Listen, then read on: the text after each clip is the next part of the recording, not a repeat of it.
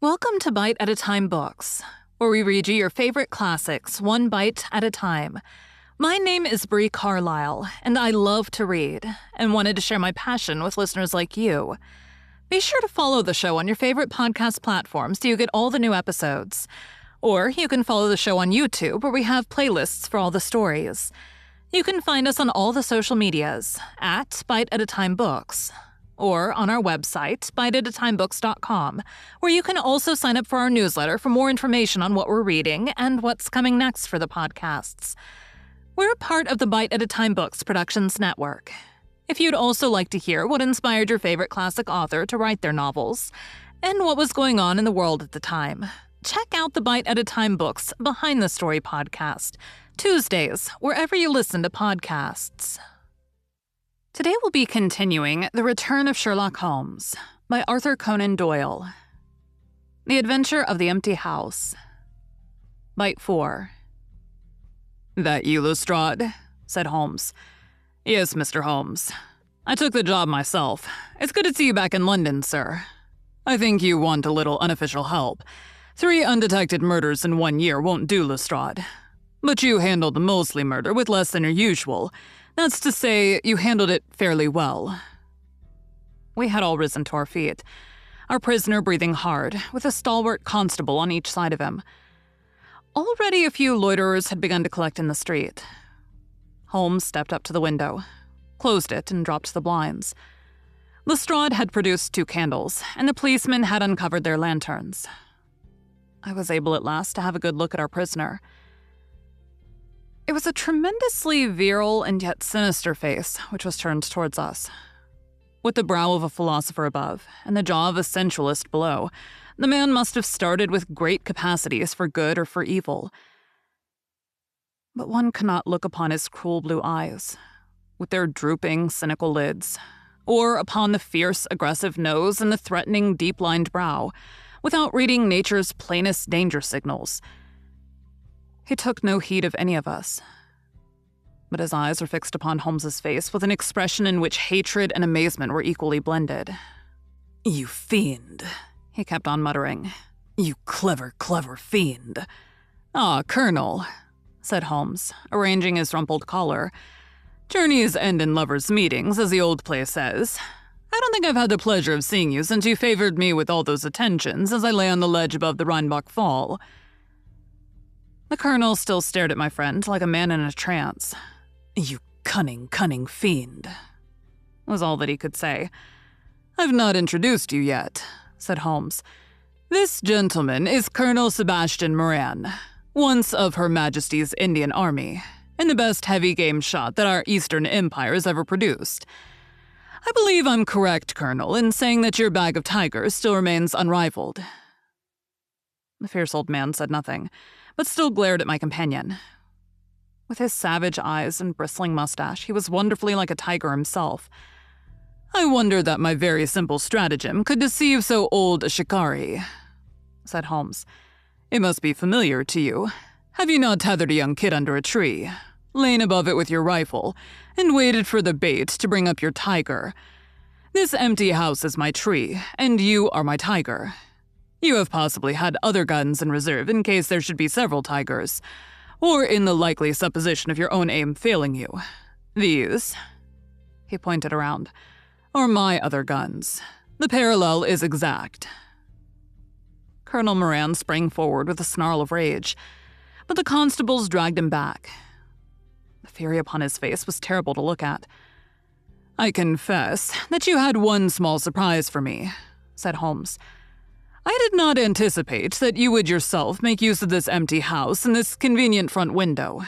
I had imagined you as operating from the street where my friend Lestrade and his merry men were awaiting you. With that exception, all has gone as I expected." Colonel Moran turned to the official detective. "You may or may not have just cause for arresting me," said he, "but at least there can be no reason why I should submit to the jibes of this person. If I'm in the hands of the law, let things be done in a legal way." "Well, that's reasonable enough," said Lestrade.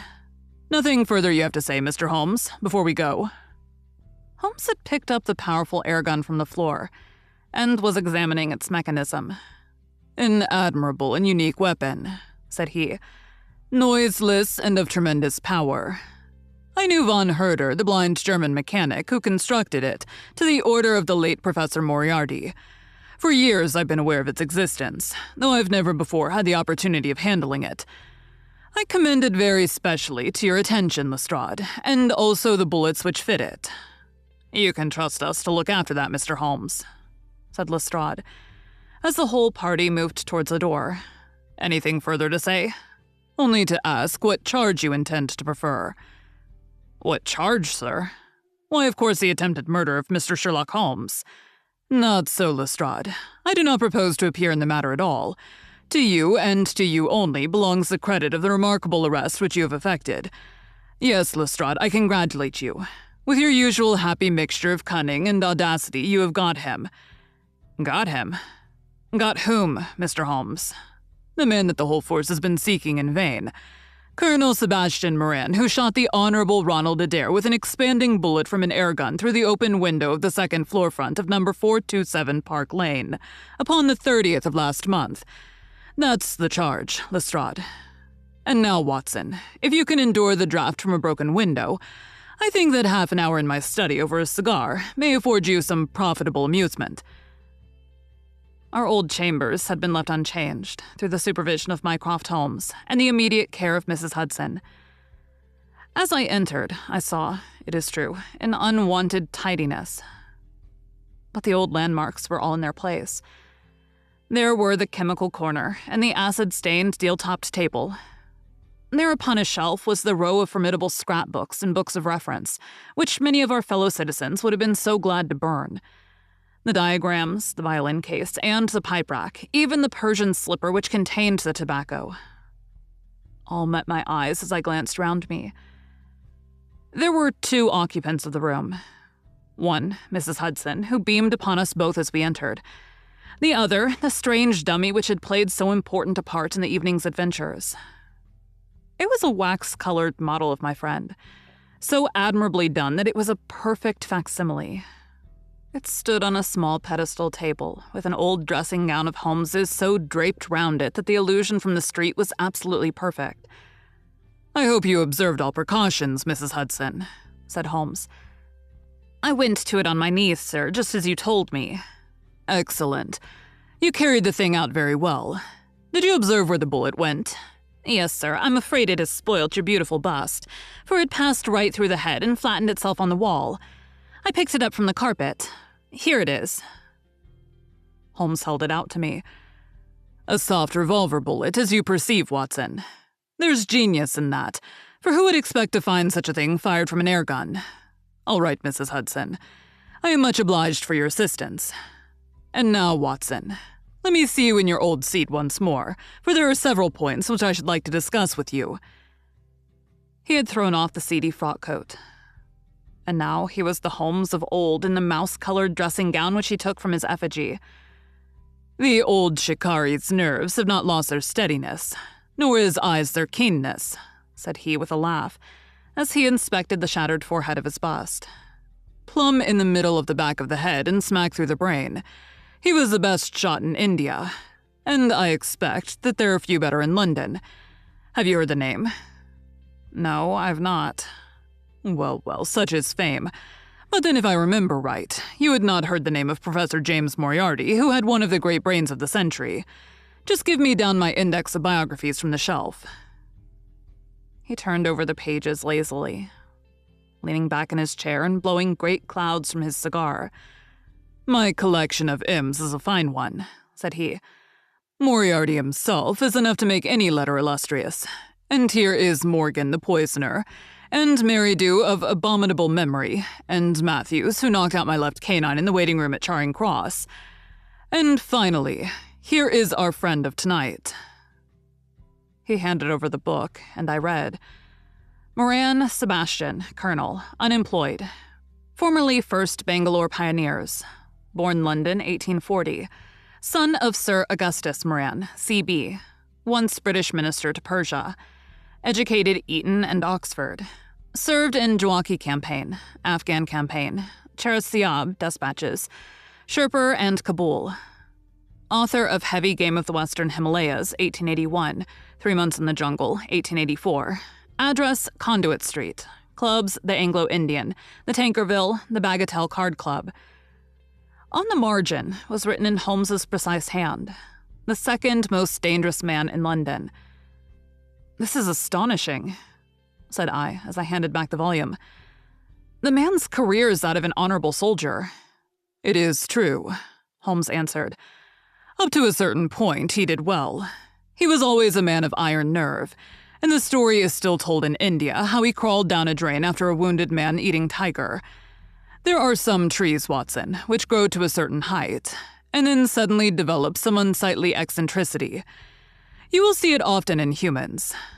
I have a theory that the individual represents in his development the whole procession of his ancestors, and that such a sudden turn to good or evil stands for some strong influence which came into the line of his pedigree.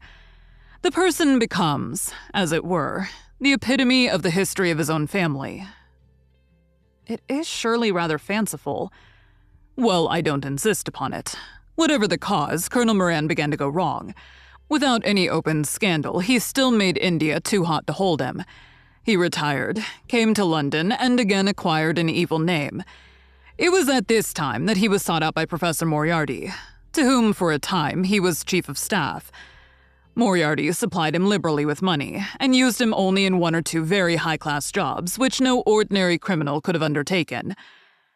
You may have some recollection of the death of Mrs. Stewart of Lauder in 1887. Not? Well, I am sure Moran was at the bottom of it, but nothing could be proved. So cleverly was the colonel concealed, that even when the Moriarty gang was broken up, we could not incriminate him. You remember at that date, when I called upon you in your rooms, how I put up the shutters for fear of air guns. No doubt you thought me fanciful. I knew exactly what I was doing, for I knew of the existence of this remarkable gun, and I knew also that one of the best shots in the world would be behind it.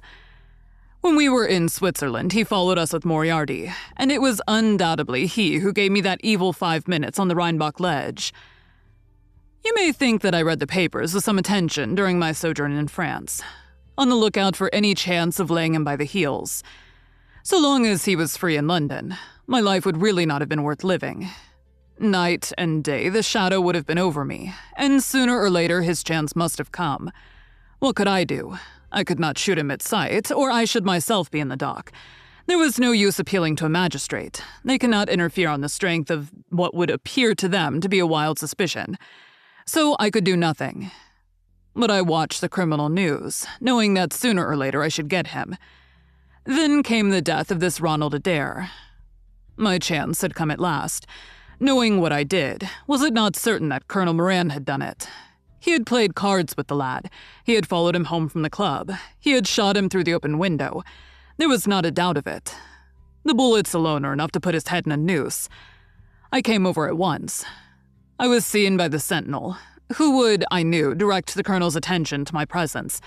He could not fail to connect my sudden return with this crime, and to be terribly alarmed. I was sure that he would make an attempt to get me out of the way at once, and would bring round his murderous weapon for that purpose. I left him an excellent mark in the window, and having warned the police that they might be needed— by the way, Watson, you spotted their presence in that doorway with unerring accuracy— I took up what seemed to me to be a judicious post for observation, never dreaming that he would choose the same spot for his attack. Now, my dear Watson, does anything remain for me to explain? Yes, said I. You've not made it clear what was Colonel Moran's motive in murdering the Honorable Ronald Adair. Ah, my dear Watson, there we come into those realms of conjecture, where the most logical mind may be at fault. Each may form his own hypothesis upon the present evidence, and yours is as likely to be correct as mine. You have formed one, then? I think that it is not difficult to explain the facts. It came out in evidence that Colonel Moran and young Adair had, between them, won a considerable amount of money. Now, Moran undoubtedly played foul. Of that I have long been aware. I believe that on the day of the murder, Adair had discovered that Moran was cheating. Very likely he had spoken to him privately and had threatened to expose him unless he voluntarily resigned his membership of the club and promised not to play cards again. It is unlikely that a youngster like Adair would at once make a hideous scandal by exposing a well-known man so much older than himself. Probably he acted as I suggest. The exclusion from his clubs would mean ruin to Moran, who lived by his ill-gotten card gains. He therefore murdered Adair, who at the time was endeavoring to work out how much money he should himself return, since he could not profit by his partner's foul play. He locked the door, lest the lady should surprise him and insist upon knowing what he was doing with these names and coins. Will it pass? I have no doubt that you've hit upon the truth. It will be verified or disproved at the trial. Meanwhile, come what may, Colonel Moran will trouble us no more. The famous air gun of Von Herder will embellish the Scotland Yard Museum. And once again, Mr. Sherlock Holmes is free to devote his life to examining those interesting little problems which the complex life of London so plentifully presents. Thank you for joining Bite at a Time Books today, while we read a bite of one of your favorite classics. Again, my name is Bree Carlile, and I hope you join us tomorrow for the next bite of The Return of Sherlock Holmes. If you enjoyed our show, be sure to follow us so you get all the new episodes. We would also love for you to drop us a rating on your favorite podcast platform. You can catch us on all the social medias at Bite at a Time Books, or check out our website, biteatatimebooks.com, where you can sign up for our newsletter. Our show is part of the Bite at a Time Books Productions Network. If you would also like to hear about the authors who write the books we read on the show, check out the Bite at a Time Books Behind the Story podcast, wherever you listen to podcasts, or on biteatatimebooksbehindthestory.com.